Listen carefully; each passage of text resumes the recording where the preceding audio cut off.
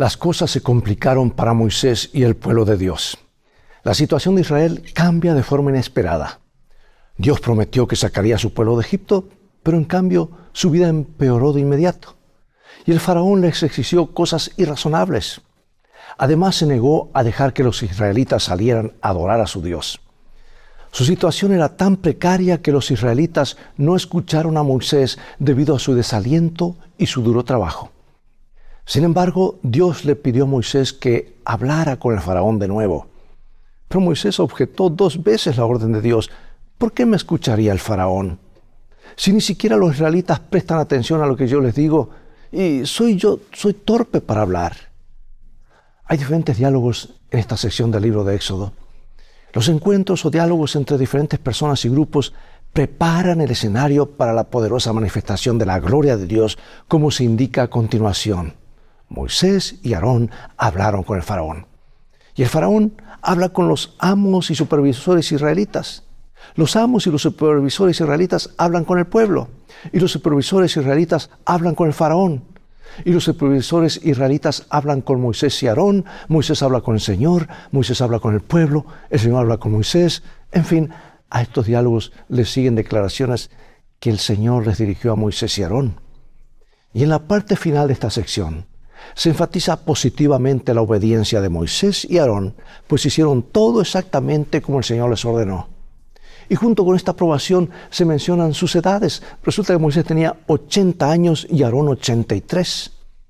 Por lo tanto, podemos concluir que no hay retiro, no hay jubilación al servicio de Dios, ¿verdad? Él necesita que todos colaboren estrechamente con él para impulsar su causa, jóvenes y ancianos, hombres y mujeres, niños y adultos, libres y esclavos, ricos y pobres, educados y sin educación, personas en puestos altos e influyentes y trabajadores comunes. Todos pueden hacer su parte y juntos podemos cumplir la misión que Dios nos ha encomendado. Toma tu Biblia y en un momento más regresaré.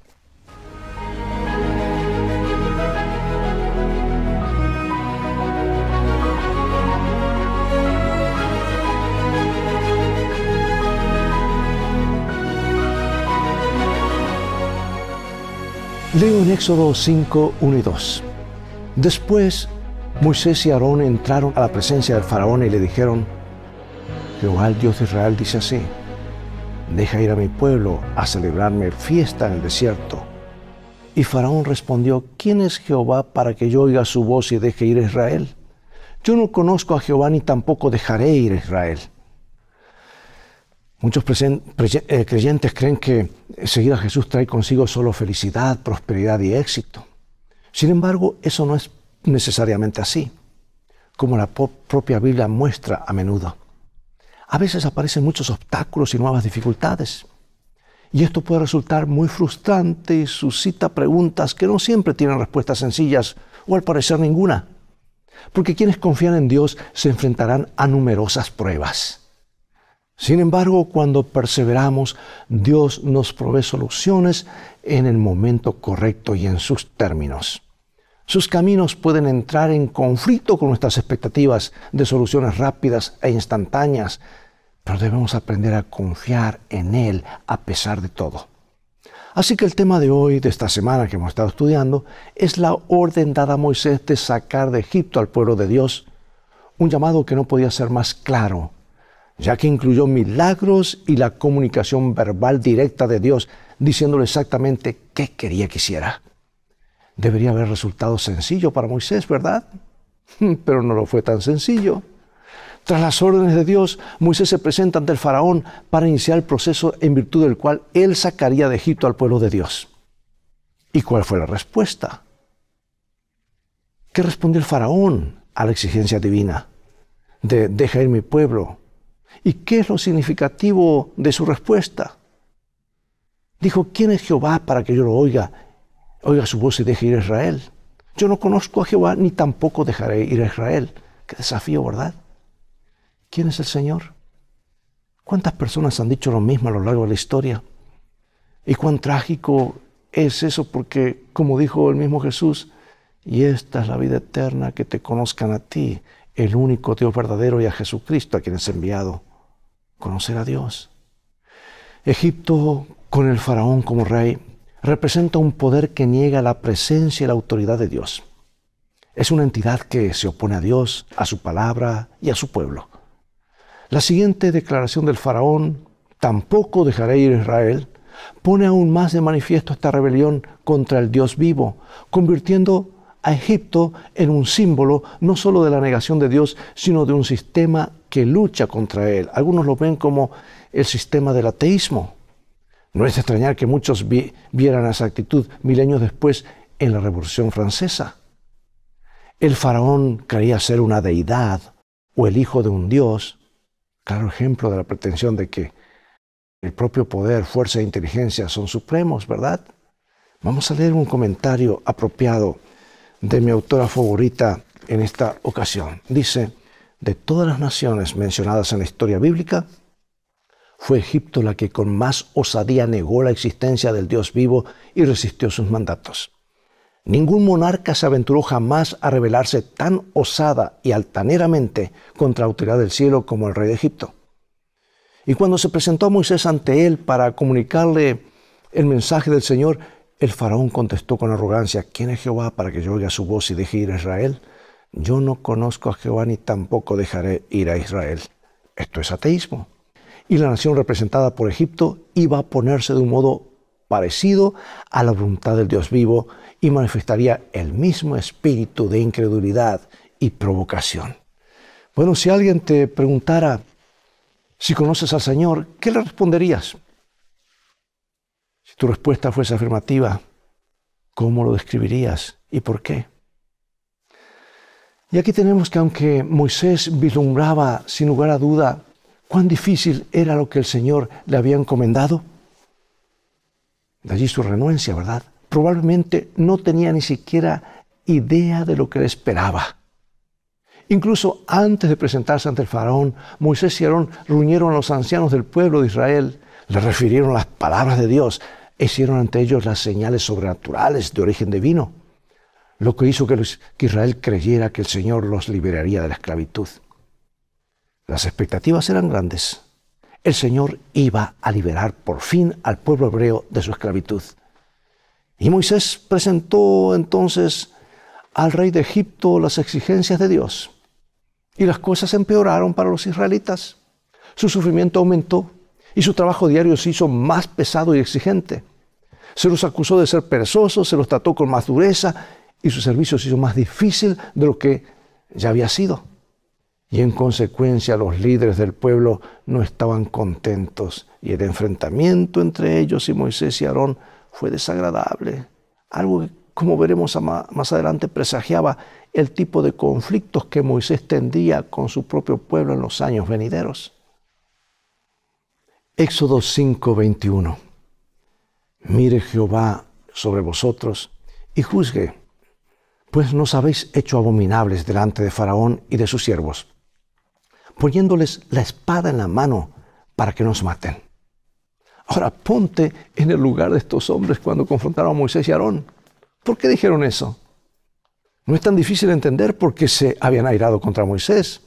Porque pensaban que Moisés venía a liberarlos de los egipcios, no a hacer su yugo de su servidumbre aún más difícil. Así, ahora además de lidiar con los egipcios, Moisés y Aarón tuvieron que hacerlo también con su propio pueblo. Por eso pregunto, ¿cuáles son algunas de las mejores maneras de tratar con los líderes de la iglesia local cuando surgen desacuerdos? Como inevitablemente sucede. Pobre Moisés, primero es reprendido por el faraón y ahora su propio pueblo no hace más que maldecirlo. Así pues Moisés presenta su queja ante Dios. Y en su amargura y decepción por el empeoramiento de las condiciones de Israel, les dice, ¿por qué tratas tan mal a este pueblo? ¿Para esto me enviaste? Desde que me presenté ante el faraón, les hablé de tu nombre. No ha hecho más que maltratar a este pueblo que es tu pueblo, y tú no has hecho nada para librarlo. El descontento de Moisés con el Señor es obvio y comprensible en vista de la situación. Pero la respuesta de Dios es contundente. Él actuará y de manera muy decidida. Ahora verás lo que voy a hacer con el faraón. Dios ya no solo hablará, ahora intervendrá poderosamente en favor de su pueblo. Y el Señor le recuerda a Moisés algunos hechos pertinentes. Número 1, yo soy el Señor. 2, me aparecí a los patriarcas. 3, establecí mi pacto con ellos. 4, he prometido darles la tierra de Canaán. 5, he oído el gemido de los hijos de Israel. 6, me he acordado de mi compromiso de darles la tierra prometida. El Señor reclama ahora solamente que hará 4 grandes cosas por Israel, porque Él es su Señor viviente. Número 1, voy a quitarles de encima la opresión de los egipcios. Número 2, voy a librarlos de su esclavitud. 3, voy a librarlos con gran despliegue de poder y con grandes actos de justicia. Y 4, haré de ustedes mi pueblo y yo seré su Dios. Y estas 4 acciones divinas aseguran y restablecen su relación con su pueblo. Dios es el sujeto de todas estas actividades y los israelitas son los destinatarios de todos estos beneficios de su gracia. Dios ofrece estos dones gratuitamente y por amor. Lo hizo entonces en favor de ellos y lo hace ahora en nuestro favor. ¿Estás viendo el paralelismo de lo que ocurrió entonces y lo que ocurre ahora? En efecto, el Señor había hecho a Moisés algunas poderosas promesas acerca de lo que haría. Aunque aquel encuentro animó sin duda a Moisés, probablemente su ánimo duró poco dada la respuesta que recibió del pueblo. Los hebreos estaban tan descorazonados por su dolor, sufrimiento y duro trabajo que no escuchaban las palabras de Moisés, quien les aseguró que Dios intervendría para cumplir lo que prometió. Es que habían esperado tanto tiempo sin ver cumplidas sus expectativas. Acuérdate, unos 400 años, eso es mucho tiempo. ¿Por qué habría de ser diferente ahora? Estaban perdiendo el ánimo y la esperanza, algo tanto más triste por cuanto aquella era tal vez la primera ocasión en la que habían tenido una esperanza fundada en la liberación. ¿Quién no ha estado en una situación similar? ¿Quién no ha sentido en algún momento, se ha sentido deprimido, decepcionado, insatisfecho e incluso abandonado por Dios? ¿Recuerdas la historia de Job? Y la de Asaf, un salmista que luchaba con sus preguntas acerca de la prosperidad de los malvados y el sufrimiento de los justos. Sin embargo, a pesar de las luchas, Asaf dio expresión a una de las más bellas confesiones de fe en Salmo 73, que dice así: con todo, yo siempre estuve contigo, me tomaste de la mano derecha, me has guiado según tu consejo, y después me recibirás en gloria. ¿A qué tengo yo en los cielos sino a ti? Y fuera de ti nada deseo en la tierra. Mi carne y mi corazón desfallecen, mas la roca de mi corazón y mi porción es Dios para siempre. Y a través de la historia sagrada, Dios ha asegurado a su pueblo que Él está con ellos y Él da su paz, su consuelo y los fortalece para superar los desafíos de la vida. Y ahora vamos a Éxodo capítulo 6, versículos 28 hasta el capítulo 7, versículo 7. Son varios versículos. Cuando Jehová habló a Moisés en la tierra de Egipto, entonces Jehová habló a Moisés diciendo: yo soy Jehová, di al faraón rey de Egipto todas estas cosas que yo te digo a ti. Y Moisés respondió delante de Jehová: he aquí yo soy torpe de labios, ¿cómo pues me ha de oír faraón? Y Jehová dijo a Moisés: mira, yo te he constituido Dios para faraón, y tu hermano Aarón será tu profeta. Tú dirás todas las cosas que yo te mandé, y Aarón tu hermano hablará a faraón para que deje iras de su tierra a los hijos de Israel. Y yo endureceré el corazón de faraón y multiplicaré en la tierra de Egipto mis señales y mis maravillas. Y faraón no os oirá, mas yo pondré mi mano sobre Egipto. Y sacaré a mis ejércitos, mi pueblo, los hijos de Israel, de la tierra de Egipto con grandes juicios. Y sabrán los egipcios que yo soy Jehová, cuando extienda mi mano sobre Egipto y saque a los hijos de Israel del medio de ellos. E hizo Moisés y Aarón como Jehová les mandó. Así lo hicieron. Era Moisés de edad de 80 años y Aarón de edad de 83 cuando hablaron a Faraón. Ahora Dios se presenta a Moisés como Yahvé, lo que significa que es el Dios personal y cercano, el Dios de su pueblo, el Dios que entabló una relación de pacto con ellos. Y este Dios cercano vuelve a ordenar a Moisés que vaya a hablar con el faraón. sin confianza en sí mismo. Y Moisés vuelve a objetar: ¿cómo me oirá el faraón? Y aquí podemos ver de nuevo no solo la humildad de Moisés, sino también su reiterado deseo de librarse de la tarea que hasta ahora no había sido exitosa. Pero en su misericordia, Dios hace que Aarón ayude a Moisés. Este hablará a Aarón, quien a su vez hablará públicamente a Faraón, y así Moisés desempeñará el papel de Dios ante el rey de Egipcio y Aarón será su profeta.